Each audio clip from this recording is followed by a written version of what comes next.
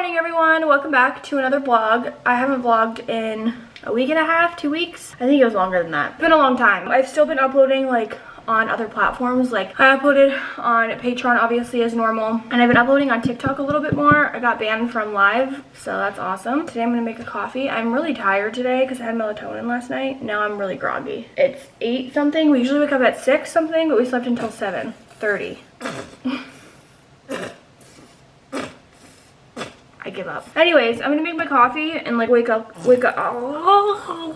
little bit, and then I'll talk to you guys because I feel like I'm a zombie right now. So we're outside. I have my iced coffee, chocolate syrup in it, which is my favorite. I like it better than caramel. I don't like caramel as much. And people were asking again, I shared it in a vlog already. This is the study Bible that we have. We finally read all of Genesis and now we're in Exodus, and I mean that's quite a bit actually. I know it looks like it's not a lot, but if you've ever read the Bible, I don't know, I really like this Bible because most of the stuff is easy to understand, and then if there is stuff you don't understand, like we just go to the bottom and try and understand it. But the past few chapters have been really easy to understand. It's literally just like a story. And so yeah, that's the one that we use for anyone wondering, but I'm sure any English Standard Version Bible would be fine. And then if you don't understand it, what we do is we also go on YouTube and we type in like the chapters and the verse, and then we usually get like a whole breakdown of the whole chapter in like a child animation form, which sounds crazy, but it makes you understand it. So if you read it and you still don't understand it, literally YouTube the chapter and there'll be like a whole animation story, and then you'll be like, oh. So yeah, anyways, we're gonna do that and I'm gonna work out and I'm sweating. All right, so we finished Bible study and we are on our way to go return some Amazon packages. I am constantly returning Amazon packages. I don't know, I get them and then I don't like them, and most people just keep them, but not me. I return them because it's so simple to return. So I'm returning a brow lamination kit because I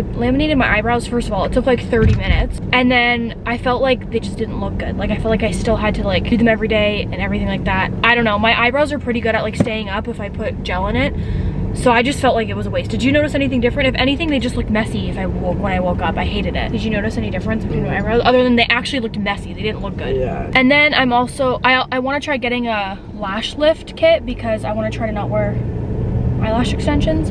So I don't know. Anyways, I'm returning the kit because it was like $40 and it sucked. And we're picking up a check from my lawyer's office from the house that my first house that I sold. So that was like almost, what, 3 years ago at this point? It's like 2.5 years ago. I'm finally getting like a leftover check from the sale of that house, which is good because it will help me pay for schooling and our next embryo transfer, because apparently expenses just keep coming up that seem to never end. What the heck is that person doing? Crawling. I'm starving. I'm tired. I took melatonin last night, which I said, and it's making me so groggy. Melatonin is actually like a hormone, which people don't know about, and it's like good for fertility, so I've been taking it, and I feel so groggy, so I don't think I'm gonna take it tonight because I just feel horrible. I've been barely working out. It's just horrible. The whole thing is just horrible. I'll update you guys in a little bit. I don't know. I feel like I'm talking and I don't even know what I'm saying. Okay guys, so I'm home and I just got this from Amazon. It's called Curve Heel. It's like arch support because my feet have been absolutely killing me. I think it's because obviously I work from home, so a lot of the times, and I have hardwood and tile in my house, I don't have shoes on a lot of the day. Obviously, like when you go to work, you keep your shoes on.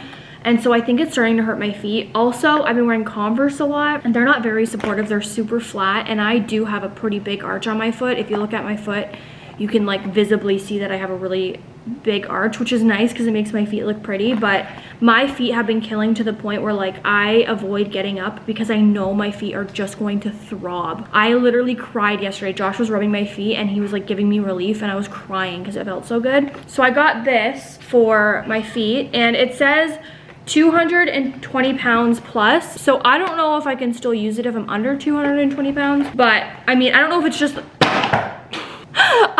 just promoting that it can like hold 220 pounds plus, or if I have to be over 220 pounds to use them, but I'm gonna use them anyway, so I don't know. So we just had lunch. We had, what's it called? Like a burrito bean taco. I don't even know what to call it. I'll tell you what was in it. Rice with spinach and pepper, red pepper, onion, shredded carrot, and 2 cans of black beans with taco seasoning, which I just like made with my seasonings, and tomato paste and some water and some sour cream and some hot sauce. So it was basically like a taco bean bowl, I guess. I don't know. It was really good.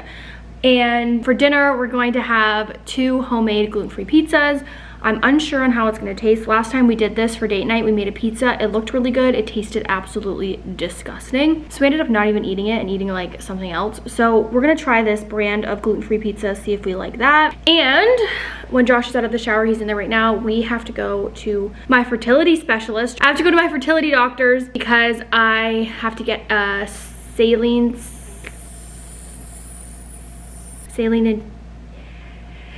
something, my SIS. Yes, it's not an HSG. It's like it, but different. If you've ever had an HSG, you know that those hurt so bad. My HSG was absolutely painful, and I do not have like blocked fallopian tubes or anything, so I could not imagine doing an HSG with blocked fallopian tubes. I would probably pass out. But yeah, so I have to go get a SIS because we need to make sure there's no adhesions in my uterus from my DNC and retained tissue. So we're just gonna make sure my uterus is all good and healed properly. I'm really hoping it is because I cannot handle any more bad news. I just can't. And to be honest, I'm like just putting my worries onto God and being like, whatever it is what it is. Like I can't control it. I'm just gonna have to deal with it. Like I'm so used to getting bad news over and over again at this point that honestly I will not even be shocked. But I have no control over that. I've prayed about it. I put my worry onto God, and I'm just gonna deal with whatever comes. I will update you guys when I'm in the car for that, and I'm nervous, so yeah. I just got back from my SIS. Honestly, like a cakewalk compared to an HSG. The hardest part is when they actually go in and clean your cervix, which they do the same thing for an embryo transfer, and it's such an uncomfortable feeling. It's like the weirdest thing ever. It's like they're tickling your stomach, but like not your stomach, and it's like numb, but you can feel it. It's like the weirdest. The cervix is so weird. But everything looked good, thank God. I had so much anxiety, and everything looked good, which I'm so thankful for. It's probably because my doctor is literally amazing. I feel like if any other doctor would have done it, I don't know, something would be wrong. But he's just incredible. So everything looks good and good. We're good. I just have to wait for my nurse to call me with my like lining update and everything, and then we'll figure out stuff from there. Anyways, we're going to the bank now to cash this check so I can pay for schooling, and yeah, that's what we're doing today. Today's pretty boring. I might do 2 vlogs into one day because this is pretty boring. Nothing's been going on. I mean, I have some good news I can share with you guys over dinner. This is the gluten-free crust we're using. It's also rice-free, so I don't know how good this is. Oh, is it? Yeah, it says rice-free, gluten-free, I don't know. Taste-free. Probably. Last time we tried this, it was pretty rancid. It wasn't this one. It was a different brand. Last time we tried a gluten-free dough that we made ourselves, it was rancid. No. It was bad. It was a box. We didn't make it ourselves. Oh, well, same difference. If it was the same, it wouldn't be different. So how is it the same difference?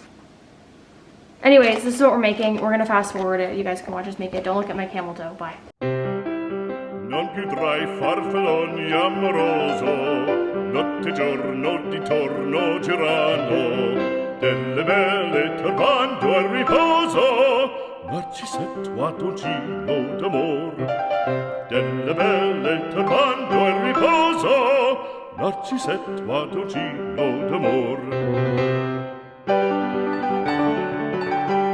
Non più avrai questi bei panacchini, quel cappello leggero galante, quella chioma, quell'aria brillante, quel vermiglio d'onesco color, quel vermiglio. We're picking some herbs to make homemade pasta sauce. Pizza sauce. Now, I am not Italian, but I am Italian by insertion because Josh is Italian, so I'm Italian. That means you're only 25% though, because I'm 50%. Well, yeah. So it's a fraction, but it still counts. But doesn't it depend on how much inserted I am? Oh, in that case, you're only going to be like 10%.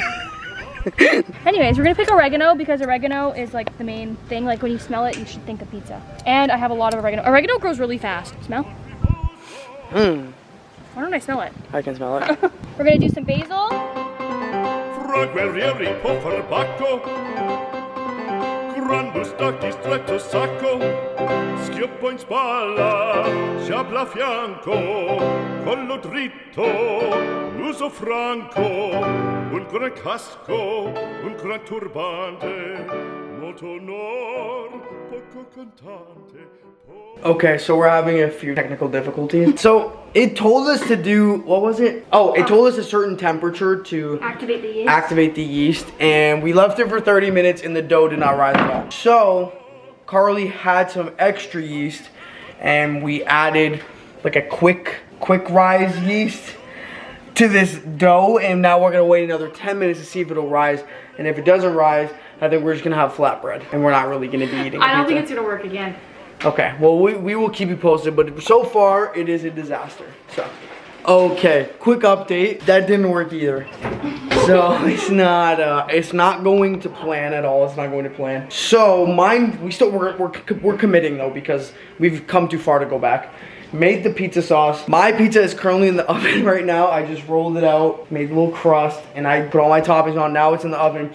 So we're gonna do a taste test after, and then Karlee has one too. So basically, you could split it. It says it makes two, so you cut it in half, but obviously the dough did not rise at all. So yeah, we're having pretty much it's flatbread, so we're gonna see how it is. How excited are you? I don't know, I'm scared. Last time we made a gluten-free pizza with like crust from Amazon, it was really bad. But it looked really it was good. really bad. It looked so good, but this, look at my pizza. Alla gloria mia. Oh, don't look too long. Okay. Oh, that looks good. I know. Oh, it feels crappy. Oh gosh. So this is the one this is like last time we made a pizza. It looked good and it tasted horrible. That looks like steaming hot. Is it disgusting? It's not bad. It's there's no crisp on the bottom. Like it's straight up like soft. Like, look, well, you could have put it back in. Yeah, it looks like bread like the last one, but you could put it back in. Well, yeah, it's like bread though. It's very much like bread again. But it's actually better than the last one. Well, the next time you make it, you could take it off of the thing and just cook it on the rack. And then it gets crispy on the bottom.